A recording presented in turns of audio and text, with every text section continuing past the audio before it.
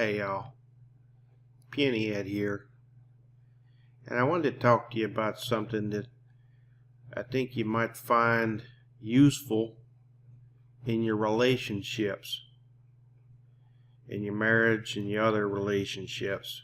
And you probably know by now that communication is not just about the words that are being said.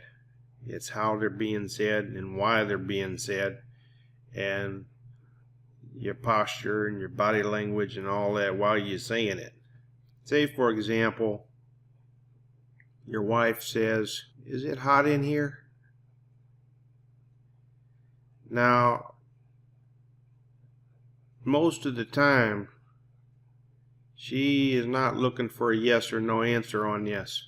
She's not just taking a survey of what your perception is of the interior climate control at this moment in time.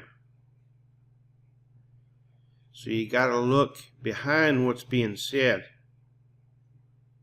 and look for what's being meant on this. So when she says, "Is it hot in here?"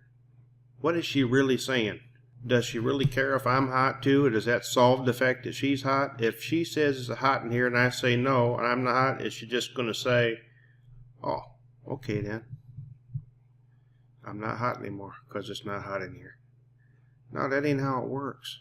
The reason why she's saying that is because she's hot.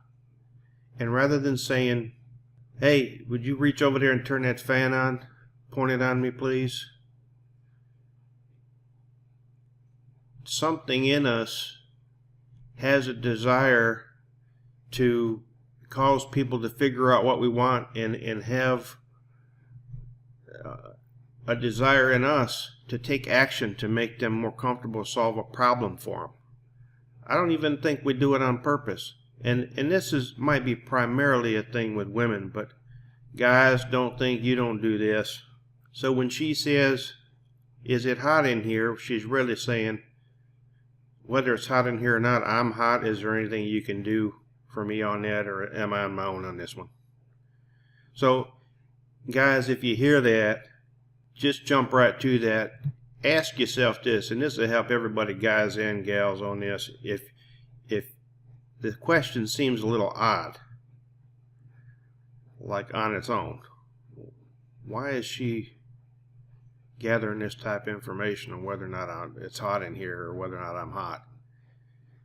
Then that's a clue for you to say, I need to look behind the words that are being said to find out what is really trying to be said.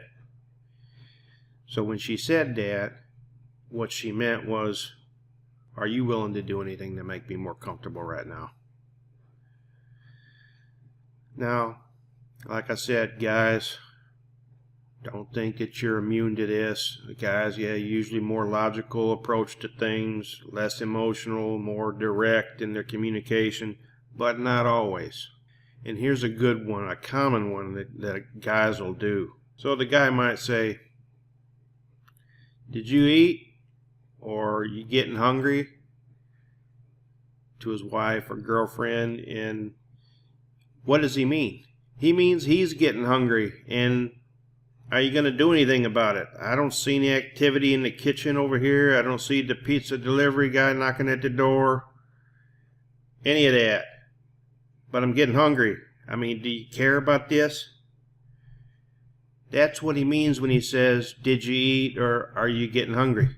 Does that help his situation to know if you ate or if you're getting hungry? No, that's not what he's saying. He's hungry, and what are you going to do about it? Same thing with thirsty. "Man, my mouth is dry," or "Man, I'm really thirsty." That means, would you be willing to get up and offer to give me a beverage of some sort? So, women might do this more than men, but we all do it. We're all capable of this. And I don't know why we do this. Why don't we just say what we need? That's like something in us. I've heard a lot of people say this. "Well, if you love me, you would just know what I want."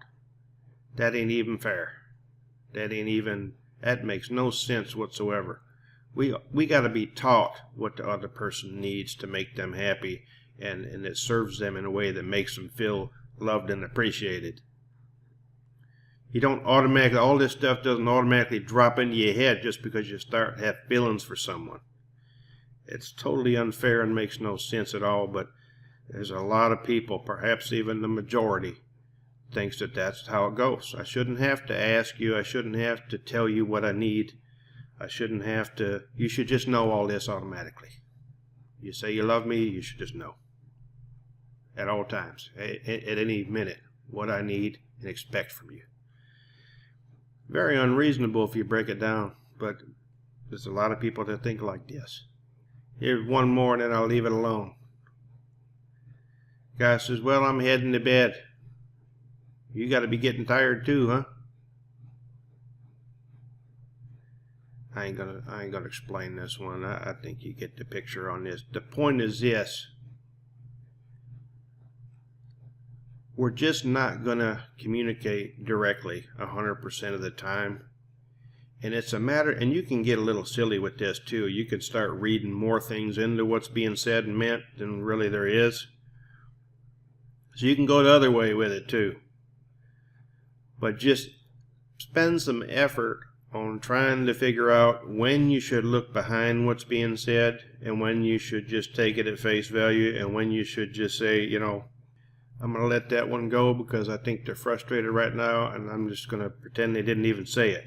There's a place for all these different approaches, but like I said, I'm just trying to help you be mindful of all the different components to communication. And as you get along a little bit further in these relationships, and if you notice that you're frustrated a lot of the time, try this and see if it helps your situation. I'm betting it will. That's it for now. I hope you found this helpful. That was the point of it after all. And we'll see you on the next one. Take care. Bye.